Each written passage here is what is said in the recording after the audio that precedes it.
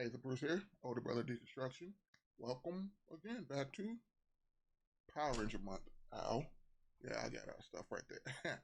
so, Courtney kicked it off with the review of the anniversary episodes. We split it up. Since I already have reviews of the Legendary War and Dimensions in Danger.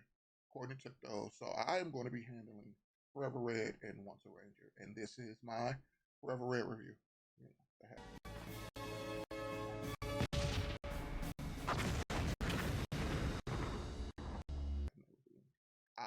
so Power Rangers Wild Force, episode 34, Forever Red. Premiered on October 5th, 2002. And that threw me off when I was looking into that it was, you know, technically 9 years after it. But if you know about our videos, we actually ranked team up episodes, and Forever Red was number one.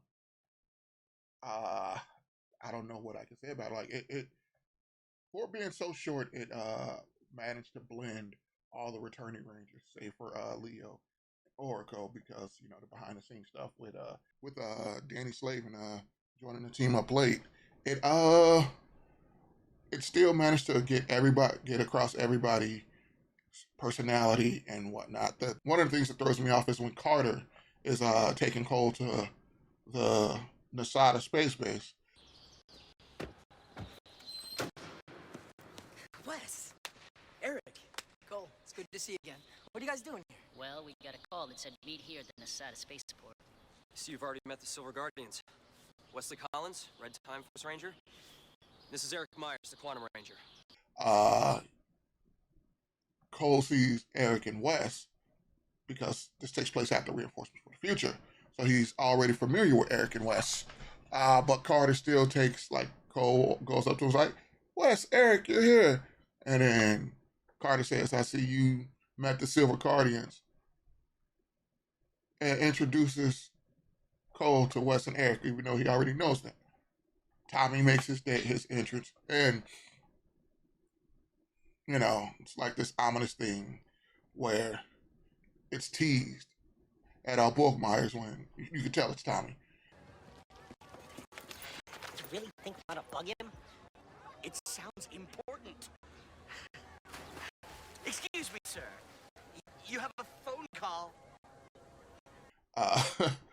But Jason, in the history of Power Rangers, always has like a badass entrance. When he came back for Zeo, badass entrance. For this, badass entrance. Beast Morphers, badass entrance or badass return. But then they go to space, get the rundown. Everybody has their time to shine. They get to, the moon, and they have the badass unmorph fight. Goes out into the moon. Everybody morphs. Badass morph fight.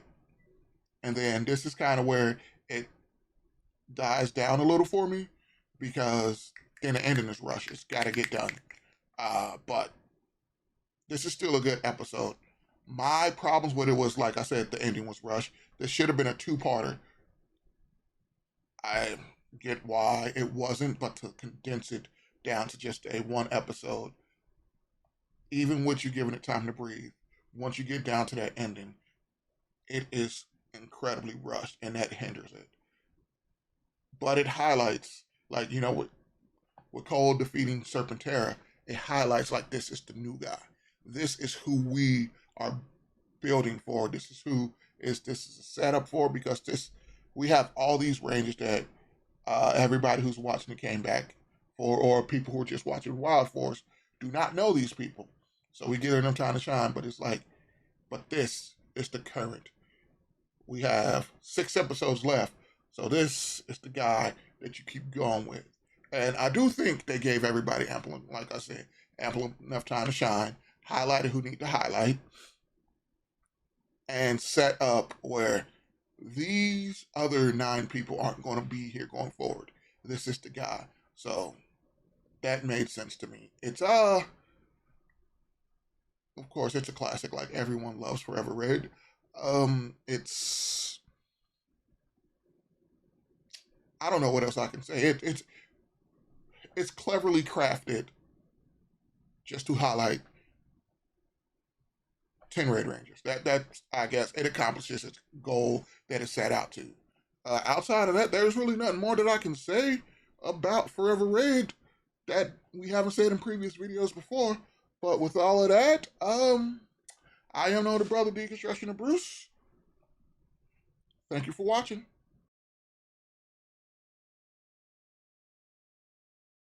Well, what are we waiting for? Let's do it, guys. Morphin' time! Tyrannosaurus! Mighty Morphin Power Rangers! Morphin' time!